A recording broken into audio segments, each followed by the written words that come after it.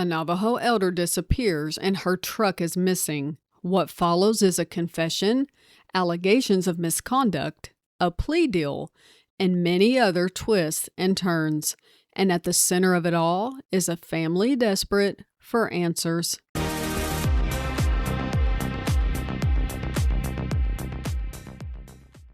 Hey guys, welcome to Crimealytics. I'm Melissa. If you are new here, welcome, and please be sure to subscribe so that you don't miss out on any new cases or updates.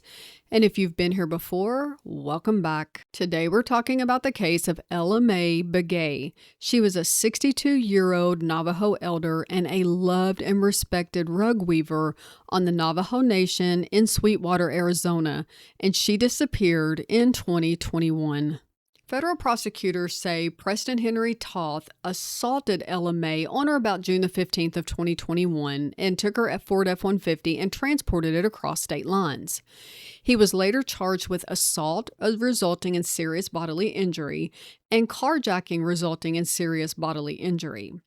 And after investigators questioned Toth, prosecutors said that he confessed to beating Ella Mae, leaving her on the side of the road, and taking her truck. And that confession became a major part of their case. So you would think case closed, right? You have a confession, you make a deal, and you move on. Well, that's not what happened here because the case took a major turn. Toth's confession was completely thrown out. And the reason is the courts found that after he invoked his Fifth Amendment right or his right to remain silent, investigators didn't stop questioning him. And furthermore, a federal appeals court, the Ninth Circuit, also pointed out that they made false claims to keep him talking to them. And because of that, they upheld the decision to suppress that confession. So it was completely out. Once that confession was suppressed, prosecutors admitted that their case was significantly weakened, which makes sense. Every ounce of evidence you had and the backbone of your case is now completely gone, so you're back to square one. So in 2026, Toth agreed to plead guilty to a single robbery count. So because of everything that happened, we've gone from carjacking and assault to robbery. And with this plea deal, he would agree to serve a 3-year sentence, or essentially time served because of how long he had been in prison, so he would just basically walk away. Now, prosecutors argued that this was the best that could be done because it offered some sort of justice and prison time versus the confession being thrown out and trying to go to trial without that confession.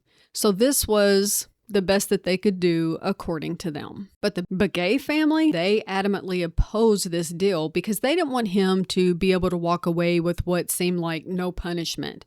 But more than that, they didn't want him to be able to walk away without telling anyone where he had put her. Because to this point, nobody knew because he wasn't telling and he didn't plan to. But then on April the 9th of 2026, a federal judge in Phoenix rejected the plea deal and sent it back to trial on the original charges of assault and carjacking. But nearly 5 years later, Ella Mae Begay still has not been found, and her family is waiting still for those answers and justice. So hopefully with this new federal judge sending it back to trial, they will get those sooner rather than later.